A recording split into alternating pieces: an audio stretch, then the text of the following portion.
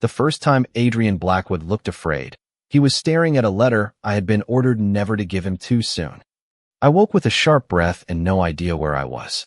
For 3 seconds, there was only darkness, rain against glass, and the faint hum of a building that should have been asleep. Then I saw the antique brass clock behind the desk. 1:47 in the morning. My laptop was still glowing on the coffee table. A paper cup sat beside it, the coffee inside long cold. My shoes were on the carpet beneath the leather sofa. And 6 feet away stood Adrian Blackwood. I had worked at Blackwood Group for 10 months and seen him in person 4 times. He was 38, controlled an empire that stretched far beyond the offices listed on the company website, and had the kind of reputation that made senior executives lower their voices when his name entered a conversation. Right then, he was not looking at me. He was staring at the envelope beside my hand. My exhaustion vanished. Adrian stepped closer. His fingers moved toward it. "Do not touch that." He stopped. Slowly, his eyes lifted to mine. "Excuse me." I sat upright and grabbed the envelope. "It is private." His gaze dropped to the faded handwriting across the front. "For Adrian Blackwood.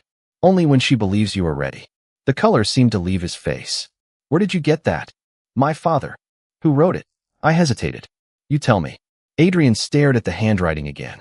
When he answered, his voice had lost the cold certainty I had always associated with him. "Daniel." I knew the name. Everyone did. Daniel Blackwood, Adrian's older brother, had died 6 years earlier. His photograph still hung in the executive lobby, smiling like he belonged to a warmer version of this building. "That is his handwriting," Adrian said. "I would know it anywhere." He extended his hand. "Give me the letter." "Not please." "Not may I see it." A command so natural, he probably did not realize he had given one. My father's voice returned to me from 3 months earlier, quiet but firm. "Emily, if his first instinct is to take it, he is not ready." I held the envelope against my chest. No silence. Even the rain seemed quieter. Adrian looked at me as though the word had arrived in a language nobody had ever used with him. "Do you know who I am?" "Yes." "Then you understand that letter belongs to me. Your name is on it." "That is not the same thing." His jaw tightened. "Your father's name." "Robert Carter." Something flickered in Adrian's expression. Not recognition. Calculation. "He worked here?" "For 19 years. "Doing what?" "Maintenance, mostly." Adrian looked at the envelope again. "Why would Daniel give a maintenance employee a letter for me?" "That is one of several questions keeping me awake." His eyes moved toward the sofa. Apparently not successfully. I almost smiled. Almost. Then I remembered who I was talking to. My father kept this for 6 years. Before he died, he gave it to me with instructions. "What instructions?" "I decide when you are ready to read it." Adrian gave a short breath that held no humor. "You decide." "Apparently. You are an administrative coordinator. Temporary administrative coordinator. That distinction does not strengthen your position. It matters to payroll." For half a second, something shifted behind his eyes. Then it disappeared. "What gives you the right to judge me?" I looked at Daniel's handwriting. "Your brother gave that right to my father. My father passed it to me." Adrian stepped toward the windows. Manhattan glittered 52 floors below us, but he did not look at the city. What am I supposed to prove? I remembered Dad's final warning. Do not watch what he says when people agree with him. Watch what he does when someone refuses. I slipped the envelope safely into my purse. "I do not know yet." Adrian turned toward me. "Then how will you know when I am ready?" My hand tightened around the strap of my purse. "I think you just gave me the first clue." Adrian did not answer immediately, and somehow that frightened me more than if he had raised his voice. He stood beside the windows with Manhattan spread beneath him, one hand resting in his pocket, the other hanging perfectly still at his side. "Your father gave you instructions about me," he said at last. "Yes." "A man I do not remember meeting. That probably says more about you than it does about him." His eyes returned to mine. I expected anger. Instead, I saw calculation give way to something quieter. "What exactly did Robert tell you?" I tightened my grip on my purse. "He said the letter belonged to you, but the decision to hand it over belonged to me." "Based on what?" "Your behavior." "That is remarkably vague." Dad could be remarkably vague. Adrian walked back toward his desk, but stopped several feet from me. He was close enough to take the purse if he wanted. He did not. That mattered. "Emily, I have spent 6 years wondering whether Daniel left anything behind for me." It was the first time he had used my first name. documents, instructions, a message, anything. And nobody found one. No, maybe Daniel did not want anyone in your world to find it. His expression sharpened. What does that mean? I do not know. You keep saying that. Because I would rather admit what I do not know than invent answers because you want them quickly. The brass clock clicked behind him. 1:53. Adrian glanced at my purse again. May I see the envelope? I almost missed the difference. Not give it to me. May I see it? I pulled it out but kept it in my hands. Adrian moved closer. I held the front toward him. His eyes traced Daniel's handwriting. Something changed in his face when he reached the final words. Only when she believes you are ready. Daniel wrote this before he died. He whispered. My father said he received it about 2 weeks before. Adrian looked up sharply. Received it where? Here. Robert worked in maintenance. Yes. Maintenance employees did not handle Daniel's private correspondence. Then apparently my father was doing something that was not listed in his job description. Adrian crossed to his desk and opened his laptop. The blue light cut across his face. Robert Carter, he said while typing. A few seconds passed. Then his hand stopped. What? I asked. Adrian turned the screen toward me. My father's employment record showed 19 years with Blackwood Group. Maintenance services. Building operations. Then one unexplained change 6 years earlier. Temporary transfer. Executive logistics. Duration, 11 months. Authorized by Daniel Blackwood. I stared at the screen. Dad never told me that. Adrian scrolled farther. There is no assignment description. Is that normal? No, who could remove it? Someone with executive authorization. The answer settled between us. Adrian reached for his phone, then stopped. What are you doing? Calling archives. At 2 in the morning? They have overnight staff. Of course they did. His world apparently refused to sleep. He dialed, requested every surviving record connected to Robert Carter's transfer, then ended the call without explaining why. You expect people to work whenever you want them to, I said. They are scheduled overnight. That was less dramatic than I expected. A faint expression touched his mouth. Not quite a smile. Then it vanished. Why were you here tonight? He asked. Quarterly scheduling reports. My supervisor wanted them ready by 8. And that required you to stay until you collapsed on my sofa? I did not collapse. I fell asleep. In my office. Your assistant told me I could use the executive printer. Your sofa looked more comfortable than the hallway. That is your defense. It is my explanation. Adrian studied me for a long moment. Go home. I blinked. What? It is almost 2. You are exhausted. And the reports? They can wait until morning. My supervisor will disagree. Adrian picked up his phone. Then your supervisor can disagree with me. I stood and slipped the envelope back into my purse. You cannot solve every problem by overruling someone. His hand paused above the phone.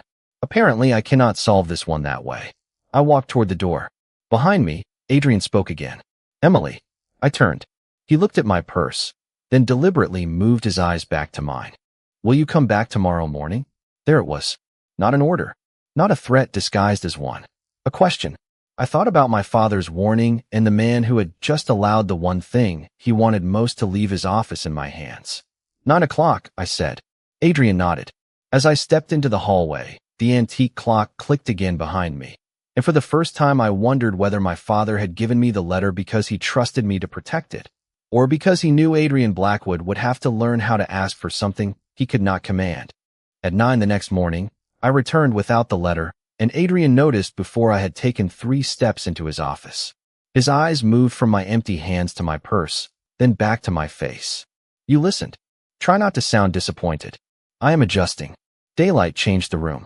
The rain was gone, leaving Manhattan bright beneath a pale winter sky. Adrian stood beside his desk in a charcoal suit, while 2 folders waited open in front of him. I recognized my father's employee photograph immediately. You found something. More than I expected. He turned one folder toward me. Robert Carter had spent 19 years working for Blackwood Group, most of them in maintenance and building operations. 6 years earlier, Daniel had personally transferred him to executive logistics. 11 months later, Dad returned to his old department. Less than 2 weeks before Daniel died, a sealed personal package had been routed through my father. The letter, I said. Possibly. Adrian tapped the page. There is no description of the package. Then we still do not know why Daniel trusted him. Not yet. I looked at him. You stole my line. I am learning from an expert. That almost made me smile. Adrian opened the second folder. 17 delivery records carried my father's authorization during those 11 months. 6 involved Daniel directly. 3 had restricted archive codes. Restricted from you? I asked. Apparently. His expression tightened, but he did not reach for his phone or issue an order. I requested a formal archive review. I noticed the difference. So did he. You are watching me, he said. That was my father's instruction. Your father seems to have had remarkable confidence in you. He had remarkable confidence that you would make this difficult.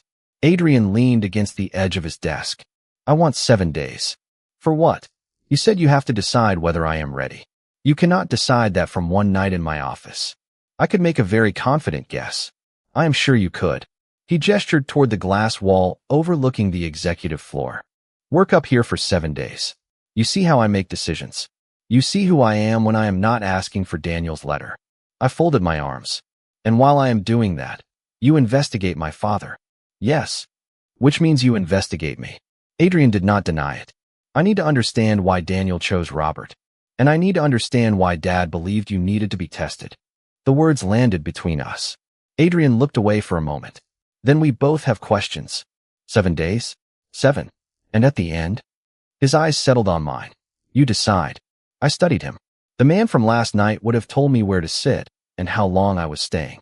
This morning, he was offering terms. That did not make him trustworthy. It made him interesting. One condition. Adrian gave a quiet breath. Of course there is. You do not get to manufacture 7 days of good behavior because you know I am watching. How exactly would you determine that? I will not. Then your system has a flaw. So does yours. Everyone around you knows you are watching them. His expression changed slightly, meaning, I glanced through the glass. A senior executive walked past, noticed Adrian, and immediately straightened his shoulders. Meaning I have worked in this building for 10 months. I have seen managers rehearse sentences before entering your office. I have seen conversations die when your elevator opens. If I am supposed to judge you, I need to see what happens when people have nothing useful to offer you. Adrian followed my gaze. You think everyone here is afraid of me. I think fear is useful to you. Silence. And that bothers you? He asked. I think it should bother you. His jaw tightened, but his voice remained calm. Anything else? Yes. If you get to ask questions about my father, I get to ask questions about you. There are things I will not answer. Then do not answer them. But I get to ask. Adrian considered that for several seconds. Agreed. He pressed the intercom. Margaret, prepare the vacant workstation outside my office for Miss Carter. Then he looked at me. 7 days. 7 days. I started toward the door. Emily. I turned. You still have not told me what you are looking for. I thought about my father's warning, Daniel's sealed words, and the moment Adrian had chosen to let me leave with something he desperately wanted. The man your brother believed might still be in there. For several seconds, Adrian said nothing. Then he asked the one question I had not expected. And what happens if you do not find him? I opened the door. Then Daniel's letter stays sealed. By noon on the first day, I understood that Adrian Blackwood did not need to raise his voice to control a room. He entered a conference meeting 7 minutes late, and 12 people stopped talking before the door had fully closed behind him. Nobody complained. Nobody checked the clock. A senior vice president who had been laughing seconds earlier straightened his notes and suddenly treated every sentence like testimony. I sat near the far end of the table with my laptop open, pretending to review schedules while watching exactly what Adrian had invited me to see. Power looked different up close. Quieter, colder, more ordinary than I expected. After the meeting, 3 executives followed Adrian toward his office. 2 unfamiliar men waited outside. Their suits were expensive, but neither wore a Blackwood Group badge. Margaret greeted them by name and directed them into a private conference room that did not appear on the executive calendar. I looked at her. Clients. Margaret kept typing. Mr. Blackwood has family interests outside the corporation. That sounds intentionally vague. It is intentionally vague. She smiled without looking up. I decided not to ask again. At 1:20, Adrian called me into his office. You have been watching everyone except me. Everyone changes when you enter the room. That tells me something about you. What? You already know. He leaned back. Say it anyway. They are afraid of disappointing you. That is not the same as being afraid of me. Do you care about the difference? His eyes held mine. I am beginning to. That answer stayed with me until late afternoon, when I saw something I had not expected. A woman from accounting stood outside Margaret's desk with a folder pressed against her chest. Her eyes were wet. "My daughter's school called," she whispered. "She has a fever, but the quarterly reconciliation is due tonight." Before Margaret answered, Adrian opened his door. The woman straightened immediately. "Sir, I apologize. I will finish before I leave." "Why are you leaving?" "My daughter is sick. The school cannot reach her father." Adrian looked at the folder. "How much is unfinished?" "About 2 hours. Go get your daughter." She blinked. "Sir, send the files to accounting. Someone else can finish them." "But you requested the report by 6. And now I am telling you that your daughter matters more than my deadline." Her shoulders dropped. "Thank you." She hurried toward the elevator. Adrian turned to Margaret. "Reassign the remaining work. Do not put it back on her tomorrow." "Of course." Then he noticed me. "What?" "Nothing." "That expression is not nothing. I am observing." He returned to his office. I followed him to the doorway. "Why did you help her?" Adrian frowned.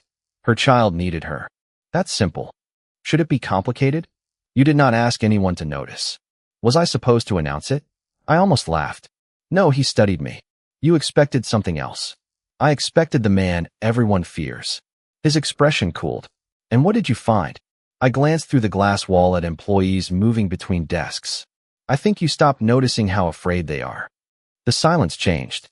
Adrian looked toward the executive floor. "Daniel used to tell me silence was dangerous." "Why?"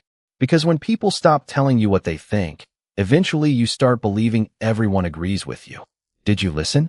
A faint, humorless smile crossed his face. "Apparently not enough." Before I could answer, Margaret appeared. "Mr. Blackwood, Marcus Hale is here." Adrian's posture changed instantly. Not fear. Something older. Guarded. "Send him in." Marcus entered moments later, silver-haired and perfectly composed. He greeted Adrian, then looked at me. "Emily Carter," Adrian said. Marcus's polite smile disappeared for less than a second. "Carter." My pulse changed. Robert Carter was my father. Marcus recovered quickly. Too quickly. "Of course." Adrian's eyes sharpened. "You knew Robert?" Marcus adjusted his cuff. "I remember many people who worked for this family." Then his gaze dropped toward my purse. "Just once. Barely a second. But it was enough." Marcus Hale did not look like a man trying to remember my father. He looked like a man wondering whether Robert Carter had left something behind. Marcus Hale recovered so quickly that I might have convinced myself I imagined the look at my purse, except Adrian had seen it too. "You remember Robert Carter," Adrian said. Marcus turned toward him. "I remember the name." "From maintenance?" "From years ago. Daniel transferred him to executive logistics." A pause. Small, but noticeable. "Then Daniel must have had his reasons." Marcus smiled politely. "Is there something else?" Adrian watched him for another moment before shaking his head. Their meeting lasted 20 minutes. I returned to my temporary desk, but I could not focus. When Marcus finally left, he passed me without speaking. His eyes never touched my purse again. Somehow, that made me trust him less. The next morning, Adrian had my father's restricted delivery records pulled from archives. 2 were incomplete. 1 had disappeared from the electronic index entirely. Who had authority to remove it? I asked. 3 people, Adrian said. Daniel, Marcus, and me. Did you? No, Daniel. He created the record. I did not need to ask who remained. Before we could go further, Margaret appeared at the doorway. Mr. Blackwood, there is an issue with Martin Doyle in operations. 10 minutes later, Martin stood inside Adrian's office holding a folder with both hands. He was in his late 50s, with 23 years at the company and the exhausted expression of someone who had already decided how badly his day would end. Marcus had returned for a scheduled finance meeting and stood near the windows. Mr. Doyle approved a $48,000 emergency vendor payment without secondary authorization, Marcus said. The policy is explicit. Adrian looked at Martin. Why? Martin swallowed. A refrigeration unit failed at our Queens distribution site. The vendor required payment before dispatching replacement equipment. My supervisor was unavailable, and waiting until morning would have put the entire shipment schedule at risk. Did the company lose money? I asked. Marcus looked at me. Miss Carter, this is not your concern. Adrian asked me to observe how decisions are made. Observe, then. Heat rose in my face, but Adrian spoke before I could. She asked a reasonable question. Marcus's expression barely changed. The financial loss is irrelevant. He bypassed authorization. Adrian looked at Martin again. Did you document the emergency? Every email, invoice, and call. Then I want them reviewed. Marcus stepped forward. There is nothing to review.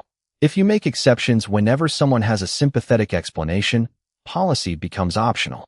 I watched Adrian's face close. For a second, I saw the man everyone feared. Fast judgment. Clean consequence. Then his eyes moved toward me. I said nothing. He had asked for 7 days. If I told him what decision to make, I would learn nothing. Adrian picked up the phone. Accounting. Verify Martin Doyle's payment. Confirm the vendor, delivery, amount, and whether Blackwood Group suffered any financial loss. We waited. 3 minutes felt longer than 30. The answer came back clean. The payment matched the invoice. The equipment had arrived. Operations had continued without interruption. Adrian ended the call. Martin, you violated procedure. Martin lowered his eyes. Yes, sir. You will receive a written warning. Tomorrow, you will meet with compliance and help create an emergency authorization process for situations where the secondary approver cannot be reached. Martin looked up. I still have my job. Yes. Relief softened his entire face. Thank you, Mr. Blackwood. After Martin left, Marcus remained by the windows. That was weakness. Adrian's expression changed. No, it was judgment. You are allowing sentiment to influence policy. I am allowing information to influence decisions. Marcus glanced at me. Interesting timing. Adrian followed his gaze. Say what you mean. She has been here barely 2 days, and you are already questioning principles that kept this organization standing. The room went silent. Adrian's voice lowered. Maybe principles that cannot survive questions were never principles. Marcus stared at him, then collected his folder. Daniel used to talk like that. Adrian went completely still. Marcus seemed to realize too late what he had said. He left without another word. At 6 that evening, I returned to Adrian's office carrying something I had deliberately left at home that morning. Daniel's letter. I placed it on the desk. Adrian stared at the handwriting, but did not reach for it. Why did you bring it? Because today mattered. His eyes lifted to mine. Does that mean I am ready? I put 2 fingers on the envelope. No, something almost like disappointment crossed his face. Then why show me? Because one good decision does not erase 6 years of bad ones. Adrian leaned back slowly. I expected an argument. Instead, he nodded. Fair. No anger. No demand. No attempt to touch the letter. I slipped it back into my purse. You are not going to ask how much longer? Would the answer change if I did? No, then I will wait. I reached the doorway before looking back. Adrian was staring at the empty place where the letter had been. For the first time, I understood what my father might have been testing. It was never whether Adrian could make the right decision while I watched. It was whether a man who could take almost anything he wanted could learn to leave one thing untouched. The next morning, Adrian showed me proof that my father had spent 11 months living a life I had never known existed. 3 archived delivery records lay across his desk. 2 carried Robert Carter's signature. The third had only a reference number and a red notation that made Adrian's expression harden. Removed by executive authorization. Marcus? I asked. I do not know yet. But you think so. Adrian looked at me. I am trying not to confuse suspicion with proof. 2 days earlier, I would not have expected those words from him. That sounds almost responsible. Do not ruin the moment. I smiled despite myself. He opened another file. Daniel had approved my father's temporary transfer personally. The request contained 1 sentence. Robert Carter will report directly to me and will not appear on standard executive assignments. I read it twice. He wanted Dad invisible. Yes. Why? Adrian slid a yellowed internal memo toward me. It contained a list of names and short notes in Daniel's handwriting. Marcus Hale appeared near the top. Beside his name were 3 words. Controls access to Adrian. My father's name appeared near the bottom. Beside it, Daniel had written 2 more. Safe intermediary. My breath caught. Dad was carrying things for Daniel. Documents, messages, possibly records. Because nobody noticed him. Adrian nodded. Suddenly, my father's ordinary life looked different. The maintenance uniform. The service elevator. The years of moving through hallways where executives barely learned his name. Daniel had not trusted him despite that invisibility. He had trusted him because of it. There is more, Adrian said. He turned another page. Daniel's handwriting became less orderly. If Marcus learns Robert is helping me, move Robert back immediately. He has a daughter. Keep her outside this. I stopped breathing for a second. He knew about me. Adrian's voice softened. Apparently. I touched the edge of the page. 6 years ago, I had been 22. Dad had come home one evening and announced that his temporary assignment was over. I remembered being relieved because his hours became predictable again. I had never asked what he had been doing. Ordinary had felt safe. Now I understood that safety had been constructed for me. 5 months later, Daniel died. I whispered. Adrian looked toward the windows. And Marcus became the person I trusted most. The sentence carried no anger. That worried me more than anger would have. What happened after Daniel died? I asked. Everything happened. Adrian rested both hands against the desk. The company was unstable. My family was grieving. People wanted decisions before I understood the questions. Marcus handled the board, the attorneys, the businesses outside Blackwood Group, even people who had worked with my family for decades. And you let him? His eyes met mine. I was 32 years old and bearing my brother. I regretted the sharpness in my question immediately. I am sorry. Do not be. You wanted the truth. He looked down at Daniel's note. Marcus told me grief made people careless. He said trust was a luxury. He said if I wanted to protect what Daniel left behind, I needed to control everything that could be used against me. The words sounded familiar because I had already seen their consequences. Conference rooms that went silent. Employees rehearsing sentences. A man who could make an entire floor tense without raising his voice. You believed him. I survived by believing him. Those are not necessarily the same thing. Adrian stared at me. Then, slowly, he nodded. Margaret appeared at the doorway. Mr. Blackwood, archives found one more item. She handed him a photocopy of an old routing sheet. Adrian read it first. His face lost color. What? I asked. He passed it to me. The document showed that 5 days before my father returned to maintenance, Daniel had sent a sealed personal package through Robert Carter. Recipient, Robert Carter. Special instruction, retain privately until required. My fingers went cold. The letter. Yes. Beneath the routing information was another handwritten note from Daniel. If I am gone, do not let Adrian mistake grief for permission. Wait until he can hear me without needing someone to blame. I looked at Adrian. He had gone completely still. Emily, he said quietly. Daniel did not leave that letter to explain what happened to him. I understood before he finished. The secret my father had protected for 6 years was not about Daniel's death. It was about the man Adrian might become afterward. Adrian turned the page over, as though hoping for something else, but the back was blank. Marcus taught me exactly what Daniel was afraid I would learn. His voice was barely above a whisper. I thought about the sealed envelope inside my purse. For the first time, it no longer felt like a message from a dead brother. It felt like a warning sent forward through time. Adrian looked at me, and there was no authority in his face now. Only a question he seemed afraid to ask. What if your father was never waiting for me to deserve the letter? I held his gaze. Then what was he waiting for? Adrian looked down at Daniel's handwriting. For me to become someone who could survive reading it without becoming worse. Day 7 began with Marcus Hale asking Adrian to meet him alone, and ended with Daniel's letter finally being opened. I knew something had changed the moment Marcus entered the office that afternoon. He did not look at my purse this time. He looked directly at Adrian. We need privacy. Adrian remained behind his desk. Emily stays. Marcus glanced at me. This concerns your family. So does she. The answer surprised all three of us. Marcus closed the door. You have outside counsel requesting archived records. Compliance is reviewing files that have been closed for years. People are asking questions. Questions seem to make you uncomfortable. Careless questions make everyone vulnerable. Adrian placed Daniel's memo on the desk. Did you control what reached me after Daniel died? Marcus read the words beside his name without touching the paper. Controls access to Adrian.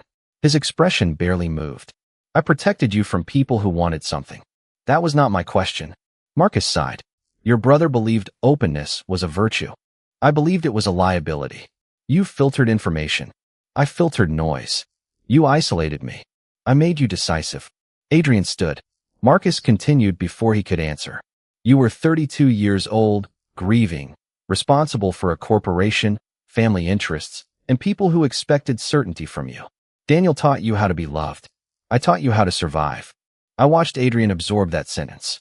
Not because he believed it now, but because he had believed it for 6 years. And Robert Carter? Adrian asked. Marcus finally looked at me. Your father was an ordinary employee who became involved in matters he did not understand. Daniel trusted him, I said. Daniel trusted too easily. Did you remove his records? Adrian asked. Marcus hesitated. I removed information that no longer served a useful purpose. That was enough. Adrian picked up his phone. Margaret, contact legal. Freeze Marcus's executive access and suspend every authorization attached to his office until an independent review is complete. Marcus stared at him. You are making a mistake. Maybe. Adrian set down the phone. This time, it will be mine. Marcus gave me a cold, disappointed look.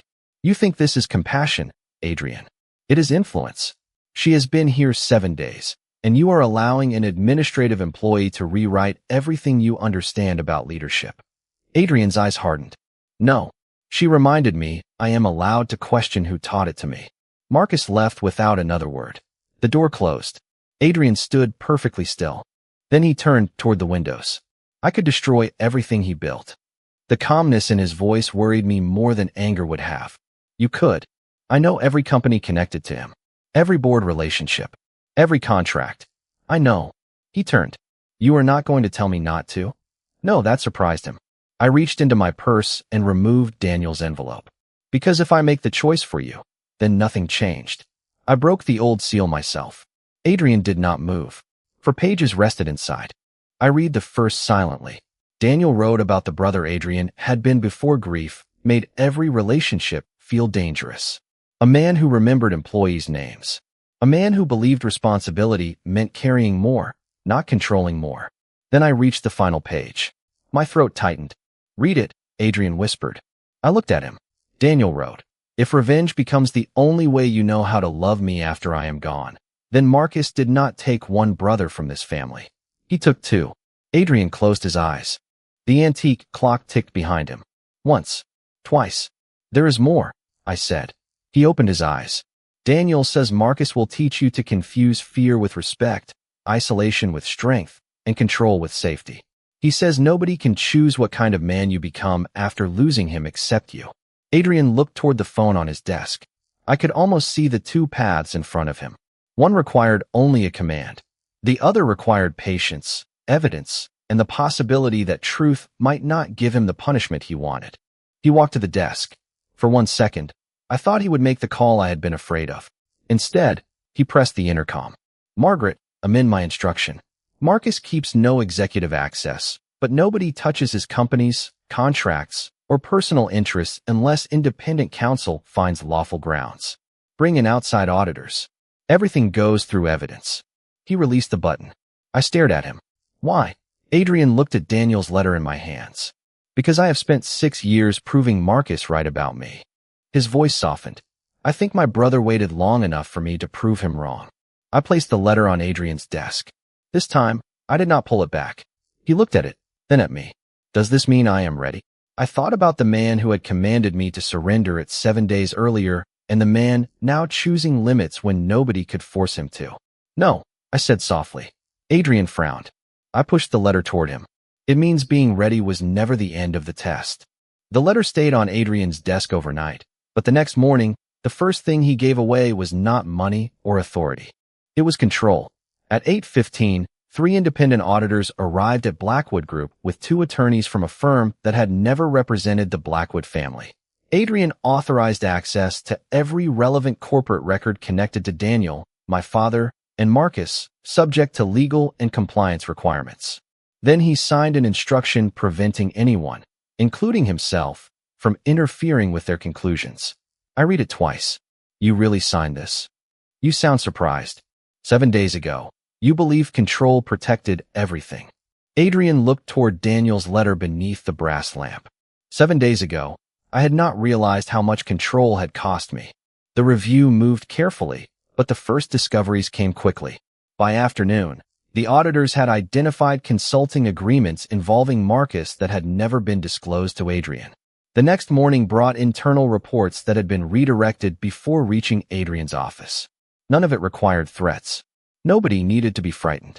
Paperwork had a strange way of becoming louder when powerful people finally stopped silencing it.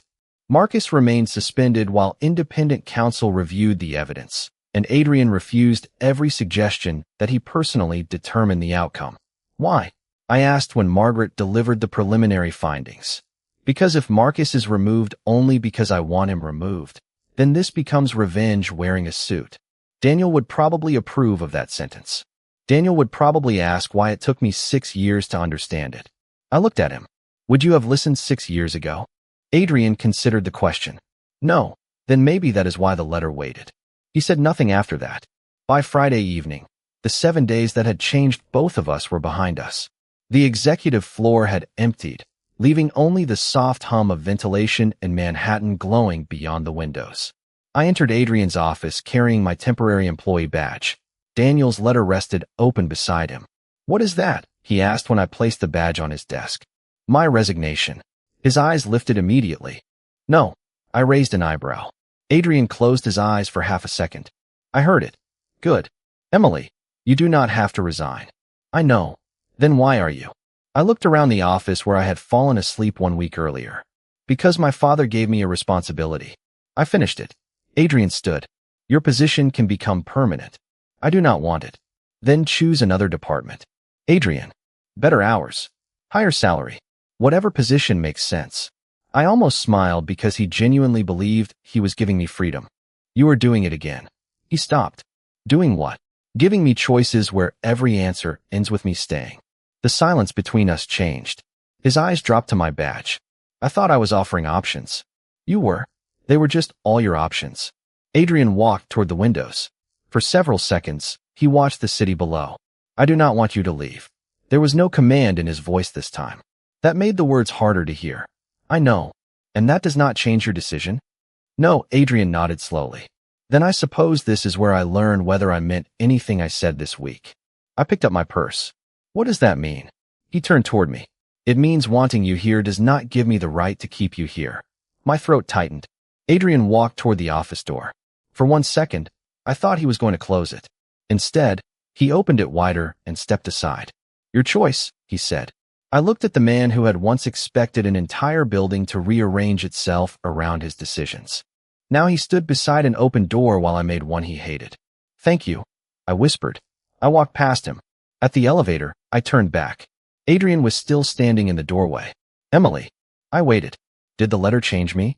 I thought about Martin keeping his job, the auditors working without interference, Marcus facing evidence instead of retaliation, and the man who had finally learned that restraint could require more strength than control.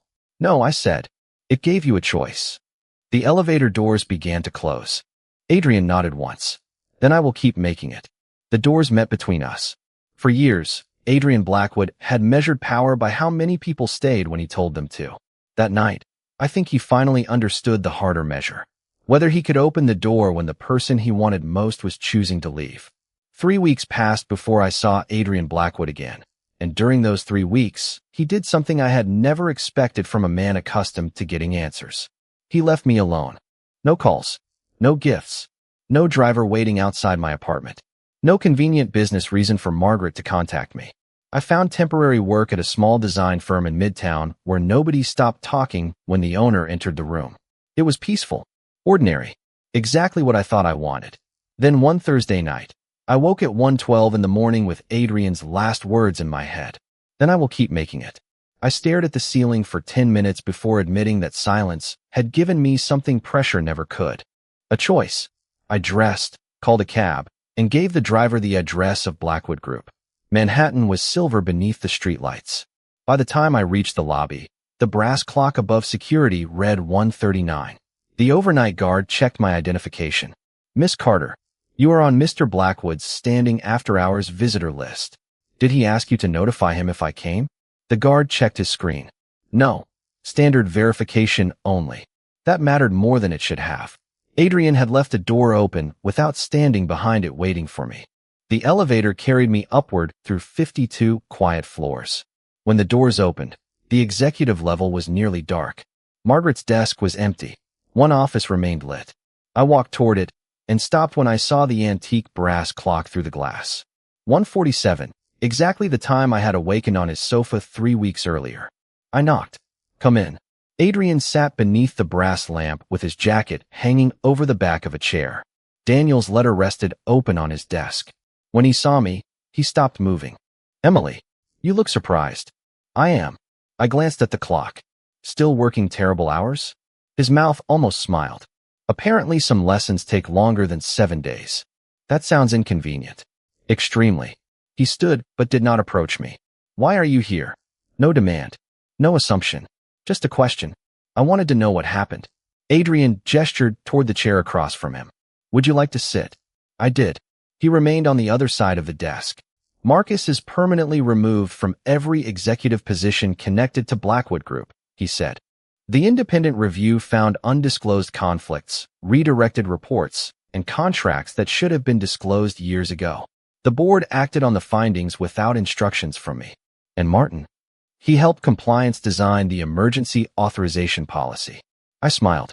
"You remembered." "I am trying to remember more." My eyes moved toward Daniel's letter. "Do you still read it?" "Most nights." "Why?" Adrian looked at his brother's handwriting. "At first, because I missed him. Then because I needed to understand which parts of me came from grief and which parts were choices I kept making after grief stopped being an excuse." The answer settled somewhere deep inside me. "Did the letter change you?" Adrian looked at me. "No," I blinked. "No. It showed me what I had become. You made me stop long enough to decide what happened next. I did not come here to change you." "I know." A faint smile touched his face. "You came here because you fell asleep at work." I laughed before I could stop myself. The sound felt strangely natural in that room. Then Adrian became serious again. "You leaving mattered more than you staying could have." "Why?" "Because I wanted to stop you." He paused. "And I finally understood that wanting someone near me did not make their freedom less important." Silence filled the office, but it no longer felt dangerous. "I am not coming back to work for you," I said. "Good." I raised an eyebrow. "Good. You challenged me constantly, questioned my decisions, and made executive meetings significantly more complicated. You were impossible to work for. Then employment was clearly our problem." I smiled. "What are you suggesting?" Adrian looked at the empty chair beside me, then back at my face. "Nothing you have to accept." That was the answer. Not money. Not promises. Not another position with a better salary. Space. Choice. The things he once believed power allowed him to control. I stood and walked toward the windows. Manhattan stretched beneath us, indifferent to both of us. Adrian joined me, but stopped several feet away. He did not reach for me. He did not ask me to stay. "My father believed Daniel's letter needed the right moment," I said. "Maybe he was wrong about one thing." "What?" I looked at Adrian. "Maybe the letter was never the most important part." The clock clicked behind us. 1:48, time moving forward. Adrian nodded slowly. "Then what was?" I looked toward the open office door. "What you did after reading it." For years, Adrian Blackwood had measured power by how many doors opened when he approached. That night, I understood why I had returned. He had finally learned to leave one open without knowing whether I would ever walk through it again.